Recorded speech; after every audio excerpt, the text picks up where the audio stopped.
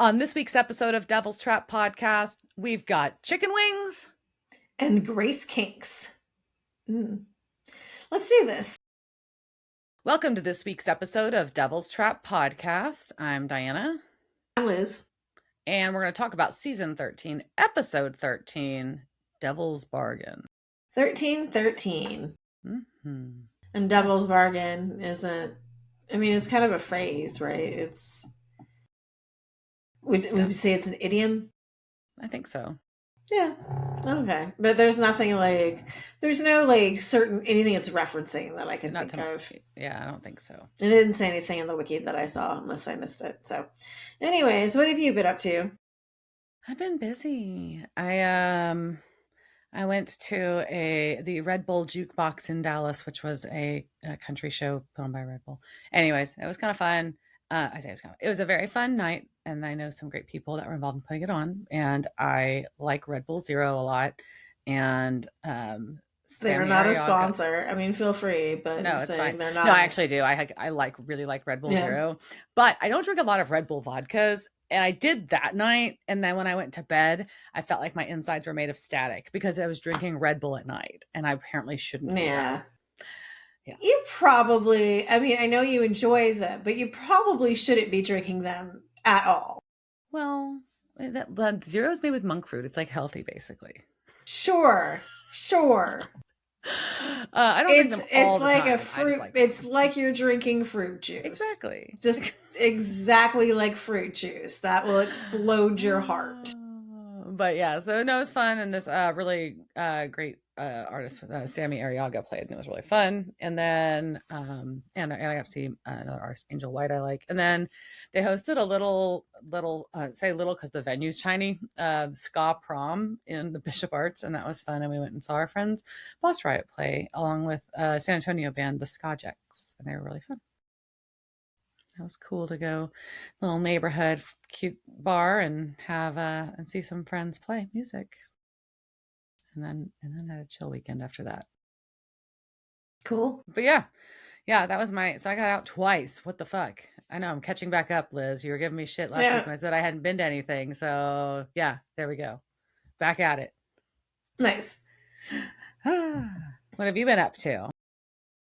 Oh, it has been a week of just different aerial things. It was the Texas Aerial Gathering. So I had classes on top of workshops, on top of showcases. I was not in a showcase. I just went and watched it, which was fun. And the showcase is mainly teachers from all over Texas and one from Colorado. And the one from Colorado was 49.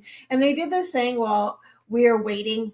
So when you do an aerial showcase, a lot of times you have to wait for them to change their rigging as they're switching between apparatuses, because it's like this time, it's someone on a sphere, and they had a sphere, they had someone on a weird triangle thing, and then they had a couple on a lyra, and then silks and hammocks. So you have to change all these things out. So you have to sit and wait, and so people have to work the crowd, right? And so Angela, who owns Cirque Area, which is a place I go to, is walking around, and the question she decides to ask is who's the oldest people here? I'm like, what kind of fucking question is this? And then I had to raise my hand, and then I found out the aerialist who performed on Silks, who was very good. She was 49. She was in Colorado, but there was someone who was from New Mexico, and she was in one of my classes, and she was 57, I think. Oh, so at least I was not the elder list aerial there.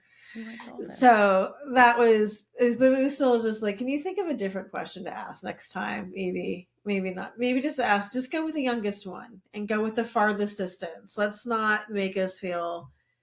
It's kind of empowering, but also it's hey, yes, I know I'm old. Thanks for.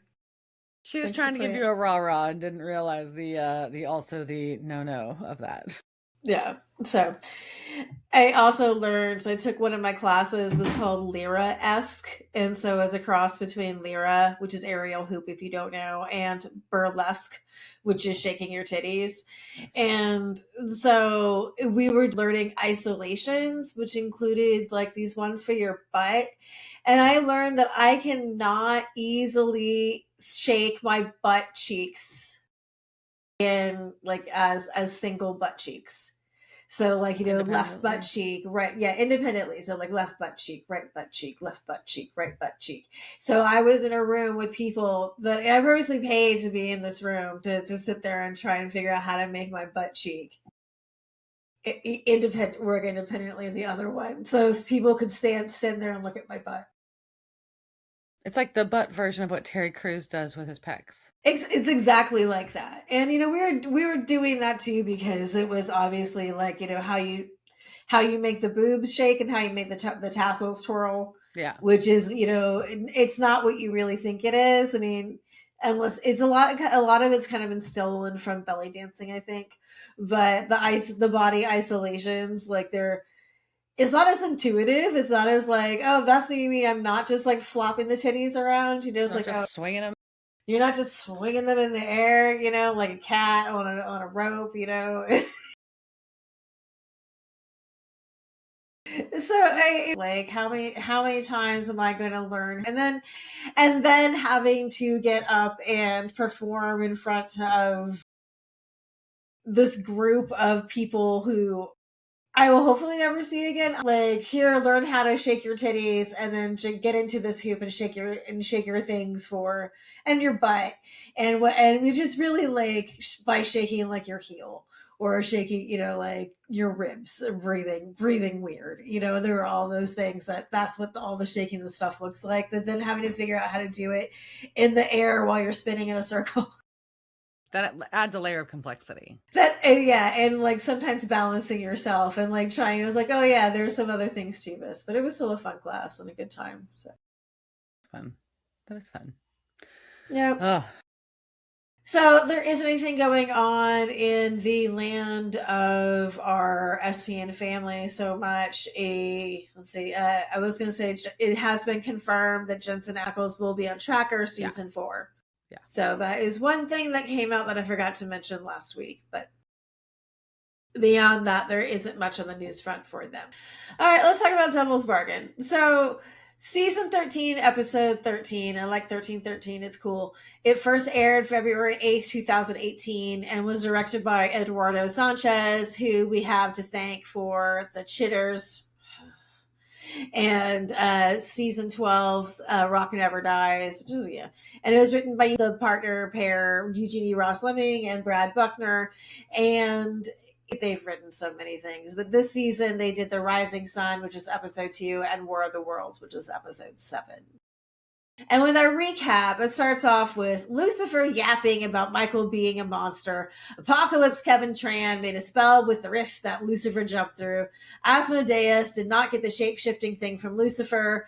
Mary is still trapped in another reality. Sam is upset there is no plan. Dina's team will figure it out. And Lucifer wants to suck on Cass's grace. Yeah. Yeah. And so what we see is this episode opens with Castiel stumbling through the woods, and we see him have a memory of Lucifer stabbing him and then him stabbing Lucifer, and then he's like bleeding from his mouth and he fades out. And like, is he bleeding from his mouth or is he vomiting blood?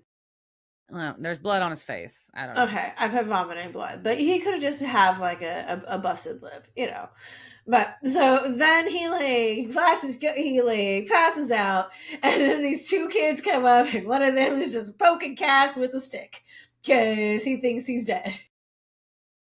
Right. And Castiel wakes up and he's healed. And this startles the children because they thought he was dead and he wakes up suddenly. And It's kind of funny. It is funny. Yep. So he goes back to the asylum place where what is this? What are we calling it? Where they escaped from? And he's yelling for Lucifer.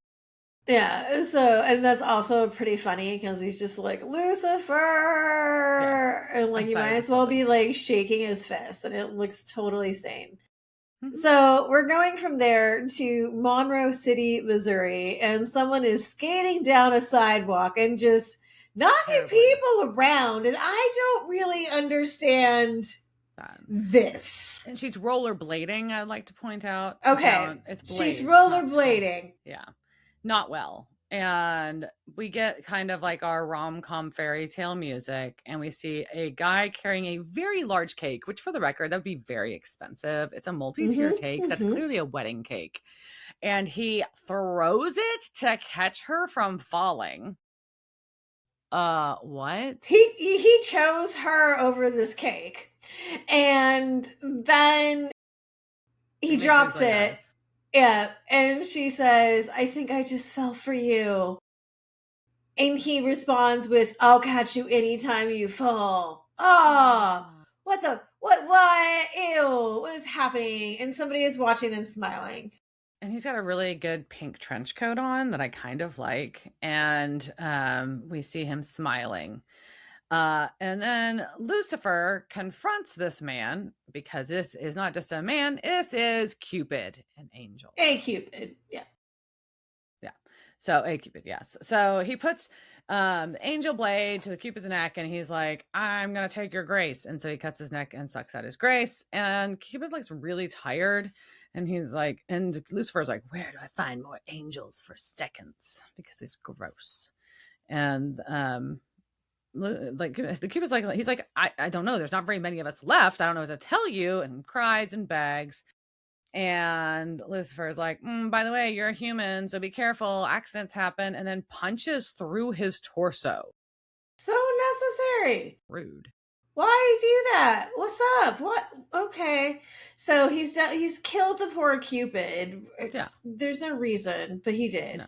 Yeah. And so we go from that to the bunker. And Cass is trying to get it through the boy's head that Asmodeus had him locked up for weeks, and that was him they were talking to on the phone, not Cass. Yeah. I was locked up for 3 weeks.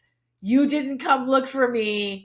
Yeah. Fuck off, guys. Not really, but you know, like there, I think there's kind of like an underlying like he's annoyed that he's having to explain this to them again. Yes. And then, but he's also trying to fill them in about how there is a Kevin Tran in the apocalypse world who knows how to open the rift, and with if he has Lucifer's grace. And they also have an angel tablet in apocalypse world. Oh, and Apocalypse Michael wants to invade and conquer their world. So that's why Castiel was hanging out with Lucifer. Which upsets Sam, right? Sam is just upset that they were working together. Cass still justifies it, you know, imminent annihilation, that's a thing.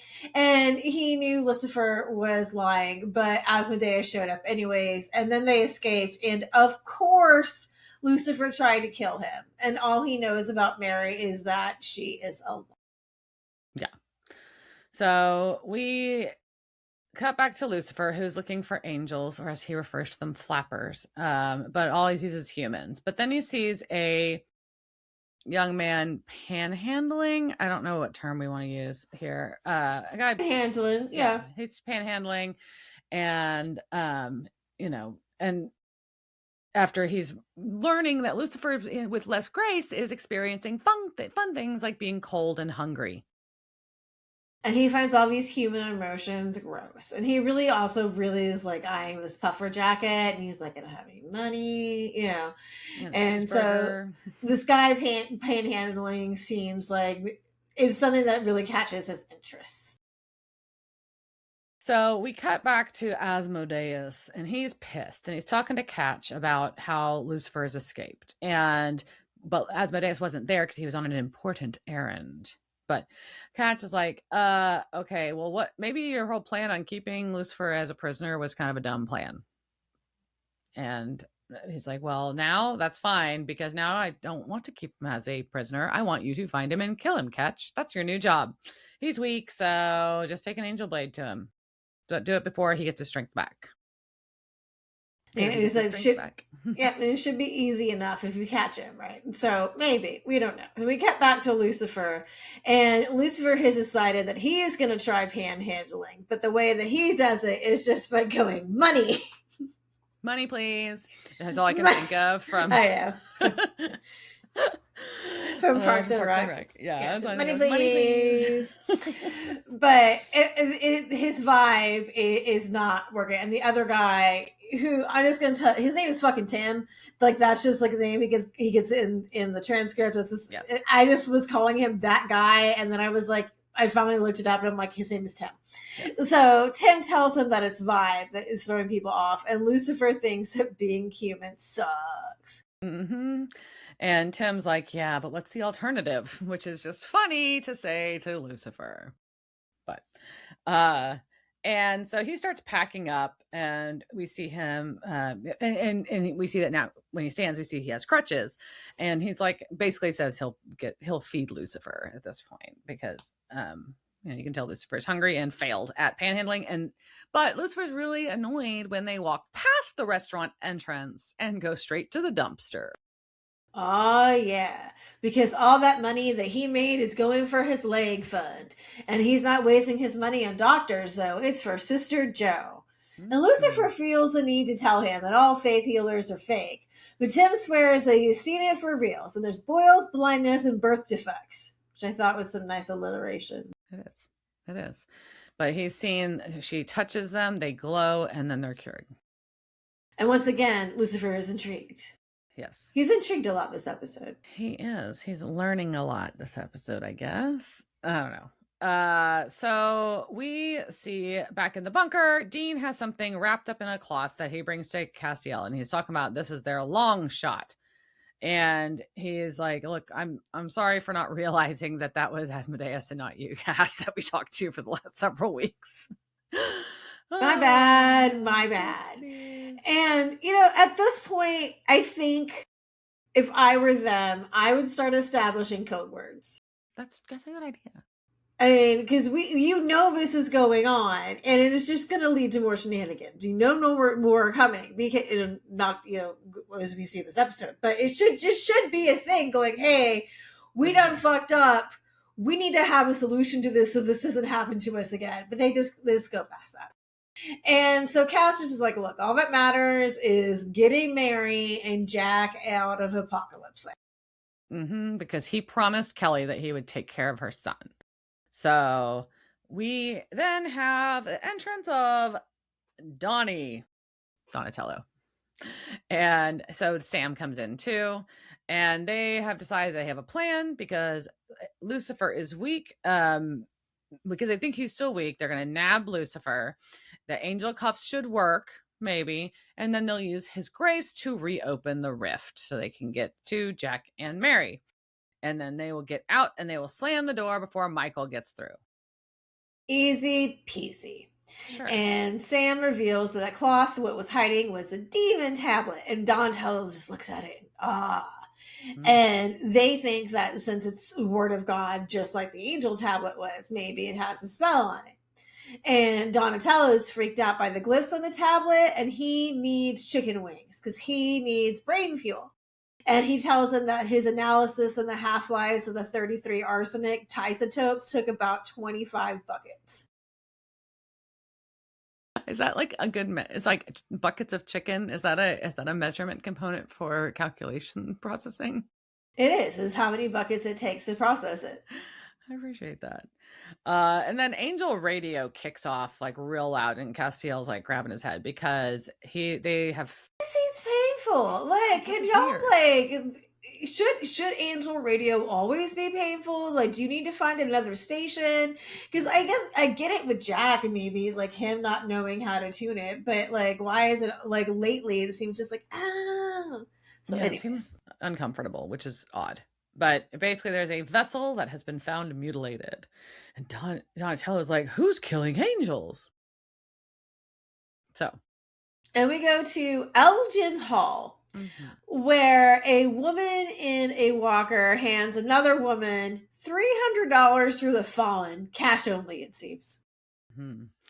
And as she hands the money over, and this redheaded woman touches her shoulders, and where she touches glows, and the old woman stands up straight and throws the walker aside. She no longer needs it. She is healed. Ta-da!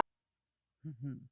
And then next, a young man walks up with a hood up on his face. He pulls it back, and he's got a bunch of very bad scars on his face and neck. And she tells him not to be afraid, and she touches his face, and her hand glows on his face and mumbles some words. I couldn't hear what she said. And then, I don't know, maybe. I don't know if you did. but his face is healed. And she hands him a mirror, and he cries and thanks her. Yeah, and there is much applause. And so we're going to talk about another faith healer and another sister, that is, too. So this is Laura. And instead of Sister Joe, we're going to talk about Sister Amy McPherson. Now, Sister Amy was born Amy Elizabeth Kennedy on October 9th, 1890 in Ontario, Canada. So we've got, a turn of the old century, of the old 1900s. So, so she was born to James, the staunch Methodist, and Mildred, a passionate tambourine-thumping member of the Salvation Army. Okay. As a teenager, Amy would rebel by going to movies, reading novels, and attending dances. Wild. She also made her opinions known from an early age, like when she insisted on writing to Canadian newspapers to complain about state-funded schools teaching evolution, a foreshadowing of her future political leanings. At 17, Amy found herself in the throes of passion for both the Pentecostal movement and a Pentecostal Irish immigrant preacher named Robert Semple, who was working with the Chicago's North Avenue Mission, and she and Robert would get married on her family's farm in Ontario. The couple moved back to Chicago and joined William Durham's Full Gospel Assembly, where Amy was instructed in the practice of interpretation of tongues. And that is people speaking in tongues, not just tongues in general, when you say so. So Amy, and nothing like that tongue is really long, and I can interpret that to mean, So, anyways. So Amy and Robert were much excited to take their dream missionary trip to China, but it was spoiled when both contracted malaria. Robert then got dysentery and died, and just ruined the whole trip. It would be a bummer. But Amy still had to give birth to their daughter that she got pregnant with before he died. So she got pregnant. She gave birth to Roberta Starr 1 month after his death. Amy's mom sends her money to come back from China, which is nice of her mom. And after arriving back, Amy went to work for the Salvation Army with her mother. While in New York City, Amy met an accountant, Harold Stewart McPherson, and they were married in 1912. Amy soon gave birth to a son, Rolf, which is a name that you just don't hear that much or ever. So his name was Rolf, like the dog or the character in Sound of Music, and those are the only Rolfs I know. Besides the dog, you mean the Muppet, right? Yes, the Muppet. Yes. So the sitting at home married life was not for Amy. And 3 years into her second marriage, she would take the kids and hit the road in a Packard touring car with the words, "Jesus is coming soon. Get ready," painted on the side. And this is that's like a 1914-ish car. That thing had to be huge, right? And they have that many words painted on the side of it. I mean, those cars weren't huge. That's what's crazy. Like, where did she find space to put that? They were all like the little coupes and sedans. I don't know. Oh, so what was the pack? It was the touring car. So the touring cars are big. Yeah. They were made to go That's true. Across. Yeah. So as she crossed, so a few weeks on the road, she invited Harold to join her in her evangelical work, and he did. But by a couple years later, after several failed attempts to start his own career as an evangelist, they divorced. And I'm just saying he's just not important to our story, so we can just forget about Harold. So he gave her his last name. That's pretty much what she took from him, besides Rolf. So as she crossed the country, Amy preached in churches or staked out a tent in a field for a revival. Some people came just to see the novelty of a Pentecostal female preacher, but stayed because the drama sucked them in. Her tent revivals included people speaking in tongues and faith healing demonstrations where the lame were made to walk and the blind were made to see. Healing was central to Amy's ministry. Amy's healing practices encourage strong faith in the basic tenets of Pentecostal belief, including that the sick opened themselves up to God's healing potential and that embracing pain and God's will is a prerequisite to healing. After her dislocated ankle was healed by Brother Durham, who broke out praying in tongues and then in English said, "In the name of Jesus, receive your healing," then laid his hands on her ankle. She felt a shock of electricity that flowed through my whole body, causing me to shake and tremble under the power of God. And then her dislocated ankle was located, and that's how it was healed, right? So then, while sick with Spanish influenza, Amy received a vision that God would give her a home in California. So she and the family drove from New York to Los Angeles, Amy preaching revivals along the way. And so the trip lasted 2 months. And you're like, girl, we got to go. So no more singing. We've got to get going. Can you shut up, Amy? A long road trip. It's a long road trip. So her first revival in Los Angeles was held at Victoria Hall, a 1,000-seat auditorium downtown. She soon reached capacity there and had to relocate to the 3,500-seat Temple Auditorium on Pershing Square, where people waited for hours to enter the crowded venue. By 1922, she was breaking attendance records of even the biggest evangelical preachers. At an event in San Diego, it drew 30,000 plus, and the Marines volunteered for crowd control. There, Amy laid hands on a supposedly paralyzed woman who rose from her chair and walked, and the crowd ate it up. Amy would be key in bringing the evangelical movement to mass media and was on her way to becoming the first celebrity of the mass media era, which makes me wonder, are we at the end of the social media era now? Is that what we're about to enter, the AI media era? Probably. Maybe. Ugh, gross. Ew. Okay, so Amy hit the road on a 4-year national tour to raise money for a temple in Los Angeles, basically to home base, right? She preached to a wide range of denominations, including Methodist, Presbyterian, Baptist, Congregational, and Assemblies of God churches, and her venues included convention centers, halls, and sports arenas. In 1922, after discovering radio, Amy began making plans to build her own station. She quickly accumulated the necessary funds, built it, and set out to create live radio broadcasts to accommodate her wide variety of listeners. She became the first woman to be granted a broadcast license by the FCC. And she built a true mass media empire, a groundbreaking strategy that 20th century evangelists would later replicate. Think Jim Baker. I almost said Jim Jones. Think Jim Jones. A little different. So besides her radio broadcast, she also had publications and distributions of thousands of magazines throughout Europe and the Pacific Islands. She had her own printing press to broadcast her teachings to a nationwide audience, and she made recordings of her sermons so they were available to purchase on phonographic records. The Angelus Temple was dedicated on New Year's Day, 1923. The temple ceiling featured a 110-foot-high dome, painted to resemble a sky with fluffy white clouds, and the facade had crushed seashells mixed with a cement to make it sparkle. Stained glass windows flanked the stage, and there was a $22,000 Kimball organ, but there was also space for nurseries and private areas for classes and prayer. There was originally a seating capacity for 5,300 when it opened. At the top of the outside edifice stood a lit cross, which would become one of LA's landmarks. So you ever think of those pictures of Hollywood with a big lit cross on it? That is Sister Amy's cross. Dang. Yeah. So leveraging the radio, Amy did broadcasts of her sermons, hosted multiple children's hours, offered live music from the Angelus Temple, broadcast organ recitals, and announced weekly Sunday school lessons. So she just had like programming going. She was a content maker. She would continue to work to build cross-denominational alliances. She advertised that preachers from the Methodist, Episcopal, United Brethren, Baptist, Congregational, and Southern Methodist denominations would deliver sermons at the temple. Those attending the temple who were local to LA were encouraged to leave whatever church or fellowship they belonged to and come to the temple instead, because there were a lot of roles to be filled. On Sundays, the main event was the illustrated sermon, and people would line up around the block to get a seat. The illustrated sermons grew elaborate, incorporating movie sets, costume changes, live animals, and sound and light effects.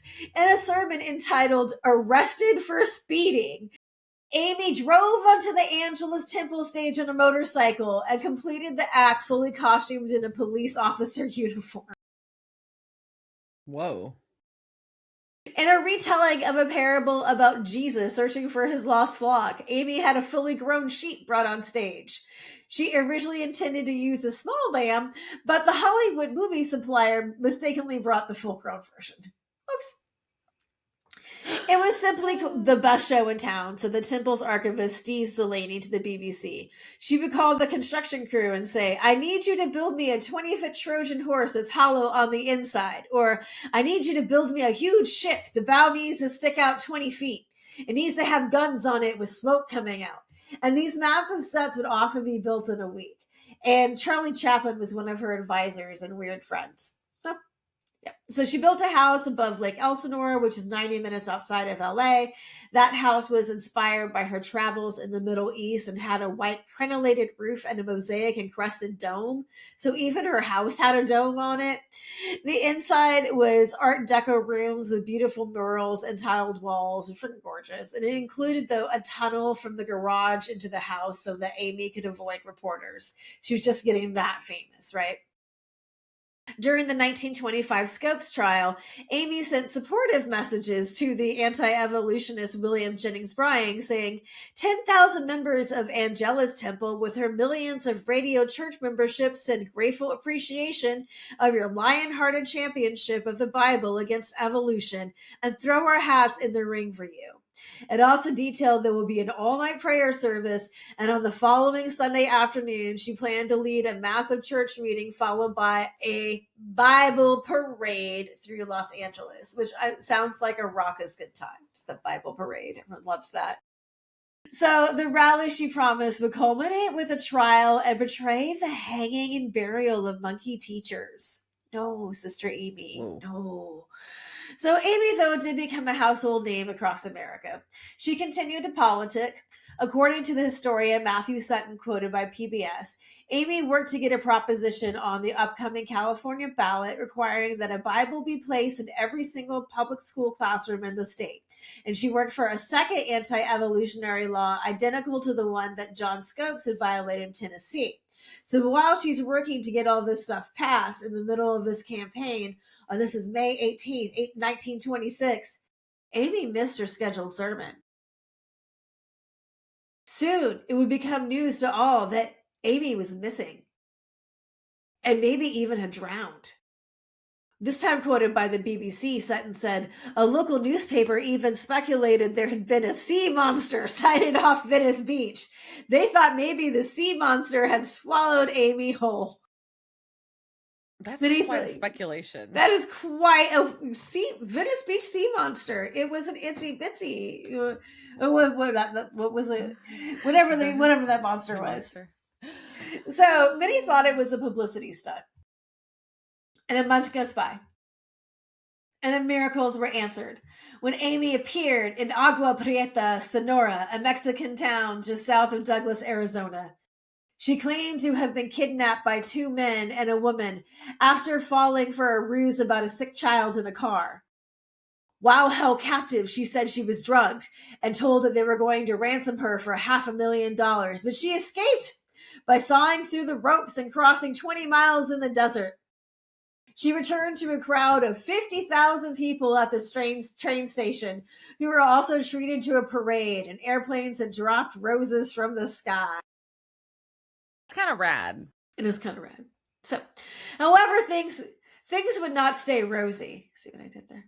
So, the LA District Attorney called for an investigation into the kidnapping, and Amy would appear before a grand jury. She would be newspaper fodder as rumors spread that she was having an affair with the engineer of the Christian radio station who disappeared at the same time Amy did. The engineer acknowledged that he was having an affair, but denied that it was with Amy. Police went to the cottage that this man had and dusted it for fingerprints and did not find any of Amy's there. This seems very intrusive. Like, can you just do this? seems personal. It seems Not odd. criminal. That's It does odd. not seem criminal, but so a judge decided to proceed with charges of conspiracy and obstruction of justice against Amy, and a jury trial was scheduled. But the DA decided that some of the witnesses were just too unreliable and dropped the charges. So she goes on, she like opens a commissary at the Angelus Temple, offering food, clothing, and blankets. Just becomes really involved in charity work. Does a lot of really good stuff. Then, a believer in exploiting current media trends, she embraced Hollywood culture and appeared in newsreels alongside Mary Pickford, Frances Perkins, and FDR. She lost weight, cut and dyed her hair, began to wear makeup and jewelry, and became known for her stylish dress. She really does, because she starts looking really fucking awesome. But the new looks don't go over well with all of her fans, some of who preferred her previous dress of a navy cape over a servant's dress. I'm not sure what a servant's dress is. I'm just kind of picturing a nurse's Simple outfit. something, yeah. Yep. The International Church of the Foursquare Gospel was incorporated in 1927, and Amy began organizing brand churches, like franchising the church, right? So in 1930, it was reported that she had a breakdown and she was absent from the pulpit for 10 months. She marries again in 1932 to a performer named David Hutton, but this marriage only lasts a couple of years as he was frequently photographed with scantily clad women. She has her last revival tour was from 1933 to 1934 and claimed that 2 million people heard 336 sermons. Go, go, go, girl. So, after the outbreak of World War II, McPherson rejected the Christian pacifism, which was popular within the Pentecostal movement, saying, "It is the Bible against Mein Kampf. It is the cross against the swastika. It is God against the Antichrist of Japan. This is no time for pacifism." Ooh. She had opinions. Yeah. The temple became a symbol of home front sacrifice for the war effort. Its white dome was painted black, and its stained glass windows covered in anticipation of air raids, because they were thinking that LA was going to be hit. Isn't that crazy? Yeah, that's crazy to think about. To advertise the need to conserve gasoline and rubber, Amy drove a horse and buggy to the temple. She's so extra. She's like, watch me. Not using any gasoline, using a horse and buggy. So on September 26, 1944, at 10 a.m., Amy would be found unconscious in her room by her son, next to a bottle of Succanol. She would be dead by 11:15. The autopsy showed a heart attack likely brought on by an overdose of sleeping pills. Rumors of suicide would, of course, go round, but most people agreed that it was probably accidental. 45,000 people waited in long lines, some until 2 a.m., to file past the evangelist, whose body lay in state for 3 days at the temple. It later took 11 trucks to transport the $50,000 worth of flowers to the cemetery. Oh. Wow. And she's buried in Forest Lawn Memorial Park Cemetery in Glendale, California. And her church is still going pretty strong. Huh. Craziness. That's Sister Amy, faith healer. But she's also just, they'll call her like the disappearing evangelist, because her kidnapping is the reason that most people remember her for being, right. Where did I go for a month? Oh, it's just also very Gone Girl. It's like the original Gone, like, I was kidnapped by 3 people and they took me to this place. And then I had to cross through the desert by myself. Oh, look at how tired I am. I'm sure there was like rattlesnakes and everything. All the things. All the things. So. Yeah. That's wild. That's a crazy story. She might have thrived in the social media era. She is like the first televangelist before there was a TV, right? So a film an evangelist, but she's responsible for why those pockets of Christianity religion use the media the way they do. And a lot of it started with Sister Amy. That's wild. And there's tons of films that have been made about her, tons of documentaries. She's been in the Anything Goes, the Cole Porter musical. There's a character based on her. So she's just in all sorts of things. Impressive. So back to the future. No, we're not in the future. We're in the present, and or whatever the present was at that time. I know this is very confusing. So we're going back to Lucifer watching Sister Joe. That's what I have. Yeah, he watches her do the healing from the back of the hall. So in the meantime, Sam, Dean, and Castiel are now at the crime scene where Lucifer killed Cupid, and we've got them reading the report that the victim had blunt object driven through their body and their neck slit, and they're like, well, shit, that's Lucifer. He's feeding on grace to restore his power, and if he does, Dean says, we're boned. We are boned. So Lucifer is out sucking grace. And we go back to the hall where Sister Joe is just counting all her cash. Yeah, and no one's there. She's counting money by herself. And I get that she's like, obviously, we're going to find out that she's an angel, so she can probably defend herself. That's just still not good situational awareness and safety. Even if you can defend yourself, you should have a buddy system or do that out of line of sight. Soapbox. I don't think so. So Lucifer comes in and accuses her of being an angel. Anael specifically. Is that how we say her name? I'm going to say her name. Anael. Yeah. I'm going to say it wrong the whole fucking time, probably. But she knows he is Lucifer. And he does this very cute, what no eek, no spare me, Dark Master. And she doesn't quake, though, because she's not like most. And he's like, yeah, I would say that's probably not very heavenly to be healing people for money. And she's like, look, after the fall, the angels, all the angels were desperate and any vessel would do.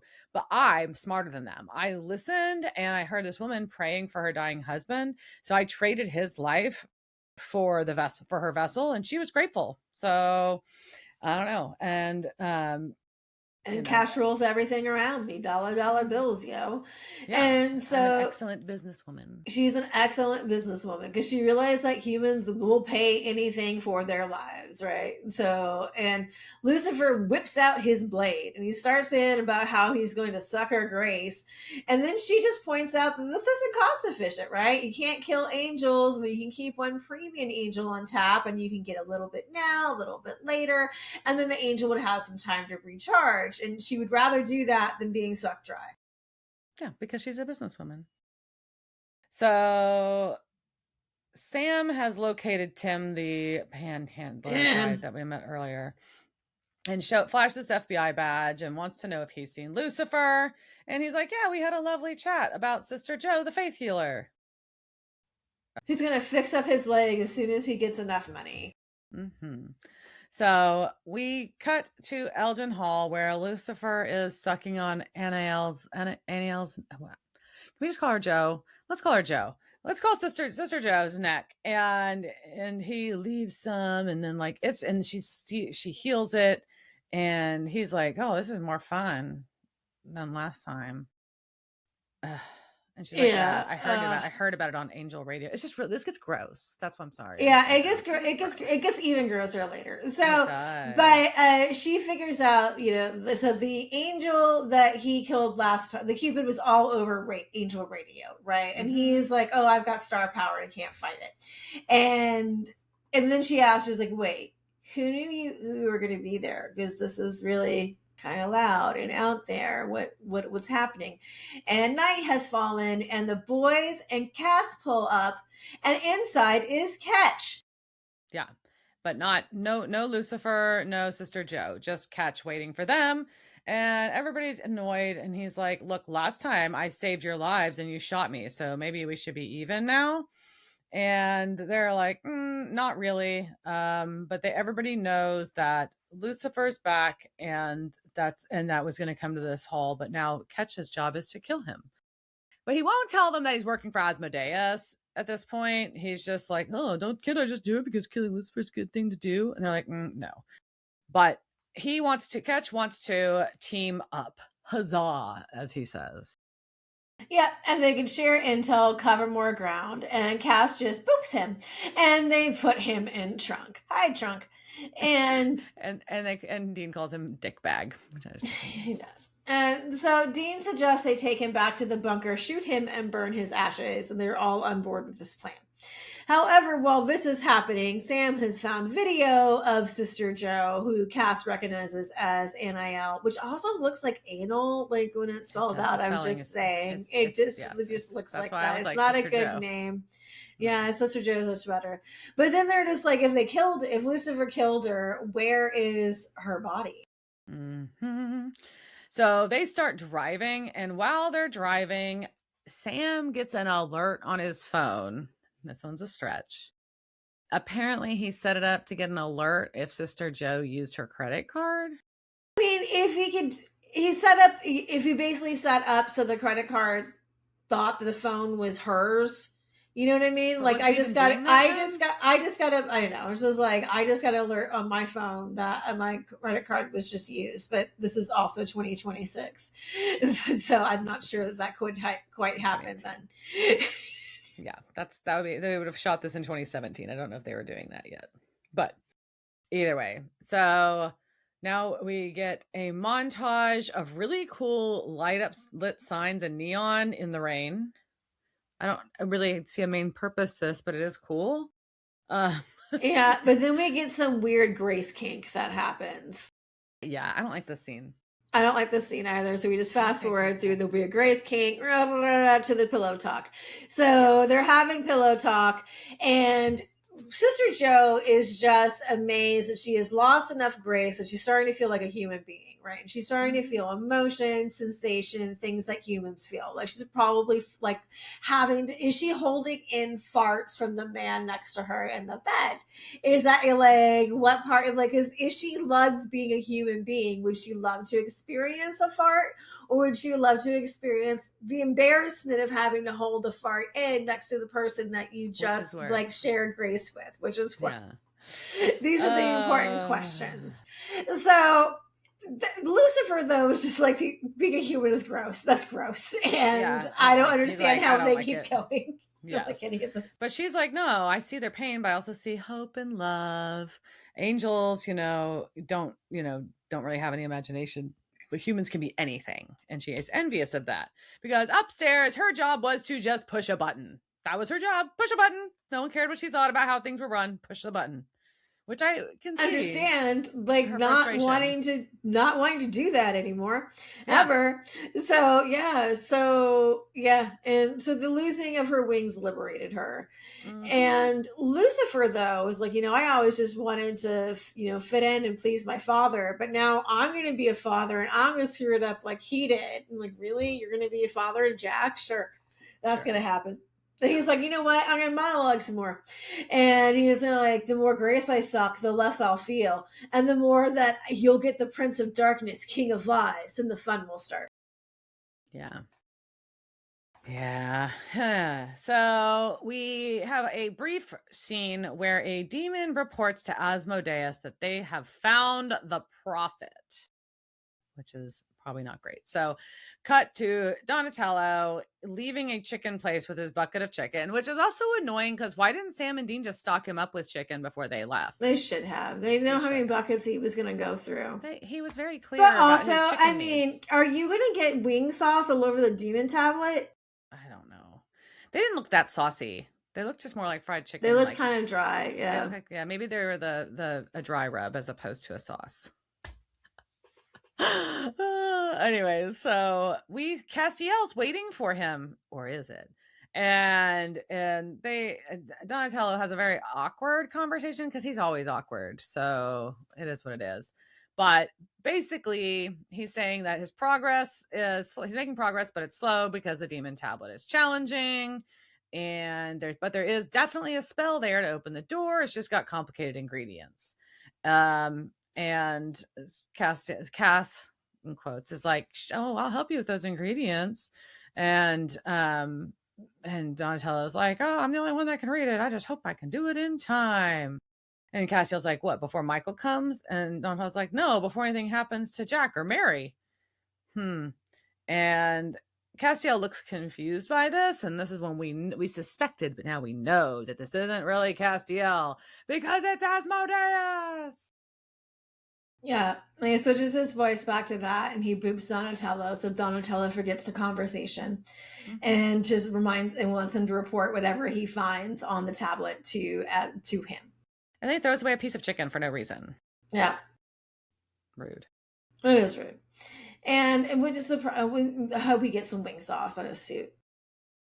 So we go from there to the Diamond Deluxe Motel where Lucifer and Sister Joe have been holed up. And the boys have pulled up because this is where the credit card was tracked to. Right.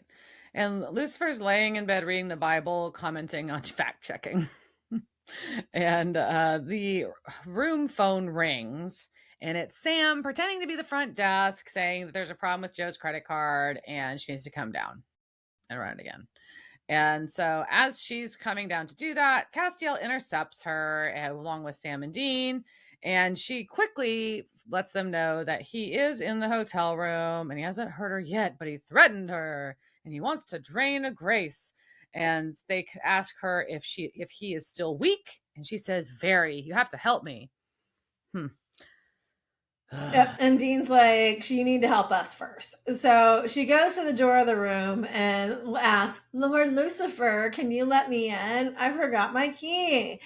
And Lucifer opens the door to find everyone. And then Cass comes in from behind him. Mm-hmm. And she turns on them and says, they forced me to tell them how weak you are. And Lucifer takes this moment to compliment Dean's jacket and Sam's hair. Yes, because Sam's hair is magnificent. He wants to know if he is using a leave-in conditioner. And since Sam tells Sister Joe just to go, get out of here, and Dean whips out the cuffs, and then Joe flings Sam, and Lucifer flings Cass, and then he flings Dean, and then he does a squeeze thing to everyone. But he gets interrupted when Catch comes in and throws something. Yeah, the demon bomb thing. The demon bomb. That looks like a glowing blue football. That's what it looks like. I don't know what the hell that thing is. It's just weird looking. And so, but Lucifer and Sister Joe have popped away. Yeah. So we cut to them and they're in the woods, and Lucifer is very winded by this exertion of power. So back at the motel, Catch is like, they vanished before the bomb went off. Sorry, but you're welcome for saving you. And they're not impressed. But there's back in the woods, Lucifer is asking Sister wait, Joe, before you get to that, before you get to that, so in their banter back and forth, there was a really great how did you get out of the trunk, and he's like, I'm Catch, and I just thought that was really cute. So and also when Catch says that setting Lucifer free upon the earth is, his business, and there is a whole Michael situation, and he's the lesser of at least three evils. And you can see on Dean's face him just doing the math of like, who are the evils? How many are there? Which there? And I just really appreciated that supernatural math. Okay, so now we go to the woods. Well, then we're back in the room. So the woods is just a brief thing. It's like Sister Joe is just like, I help you, you help me, and that's all it is. But Catch is like, hey guys, we need to work together. And by the way, I'm just gonna come out with it. I'm working for Asmodeus. I'm telling you this so you'll trust me more. But if I'm working for him, I can also pass you info. Yeah, and so he's gonna be a double agent. Yeah, super sus again. And he's like, look, and that's when he's like, this is the Lucifer Free on Earth is my line in the sand for survival, basically. So that's why I am down to stop this. I know you want to kill me, though. But I'm going to be useful. I'm going to be useful. So Lucifer and NL, she takes him to the Angel Playground portal. The portal, Metatron's cube, the portal to heaven. Yes. And he is now appealing to 4 angels to put past squabbles aside and listen to his offer. And they're like, kill him. But he's like, no. Listen to this first. I really like the one where they say kill him, and Lucifer says they can't, and one of them just the other one who just says we can try repeatedly. Yeah. That was a really good line. And he's like, you can't kill me, but you have a short supply of angels, and your only defense is in numbers with God gone, so you need more angels. Also, I was there when all of you were born. So guess what? I can make more angels as long as you name me the undisputed ruler of heaven. No big. No big. That's all. And they laugh at him. But Yep. either way, he's like, y'all need me. And by the way, do you want your wings back? It was crazy. So he's told them that they're designed to follow him. And so we're like, oh no. And like fucking angels, they always follow everything. I see where this is going, especially if he says that he can get their wings back. And speaking of wings, in the bunker, Donatello is deep in another bucket. So many wings. And it's so gross at this point. It's feral. It's just feral. And Sam and Dean and Castiel are discussing if they can trust Catch or not. And Sam's like, no, but we need him for now. And that's all there is to it. And so Dean cocks his gun in response, which is always funny. Anyways, so they're trying to ask Donatello how it's going. And he just like yells out. He's like, it's like pulling freaking teeth. And then he calms down. And he just is like, oh, I'm working my way through the ingredients. Oh, he's a little volatile. Oh. And this makes This makes Sam happy that there is at least a plan. Yes, Sam needs a plan. But now we cut back to heaven, which, by the way, this heaven is looks like a sad office, but that's okay. It is, yeah. And the angels are kneeling, and who are they kneeling to? Lucifer. Yeah, and they're kneeling on this shitty marble floor, and I hope they didn't have to do the scene forever. Or like someone's like, "Can I get some knee pads in this suit? Because this is gonna suck having to be on my knee for that long." And then the camera focuses in on Lucifer, and he says, "Hail to the king!" And red eyes flash, and followed by baby. And you would think this is the end. No, but it's not. But it's not. Because we've got Catch reporting back to Asmodeus about that he missed Lucifer by seconds, but he will be found and Asmodeus and killed before the Winchesters use him for the gate to the apocalypse world because Michael is there and I don't need another an angel or an archangel with a stick up his ass. That's what he says, but yeah. And Catch is like, yeah, but by the way, Lucifer is getting stronger and that's not great. And I won't be able to kill a devil at full power. So Asmodeus is like, no worries. Do you want to know why I was on that special errand that took me away and let them escape? I was getting this artifact. And he has this dagger. It looks like an angel blade that got twisted. Kinda, yeah. But it's the Archangel blade. Oh, is it? And Catch points out that the lore says that this has to be wielded by an archangel. Yeah.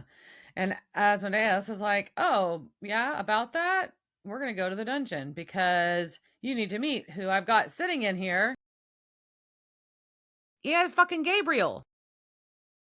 It's Gabriel. He's back. It's fucking Gabriel. And I will tell you, when this came out the first time, I was very just like, oh my God, Gabriel, you're back. I love you.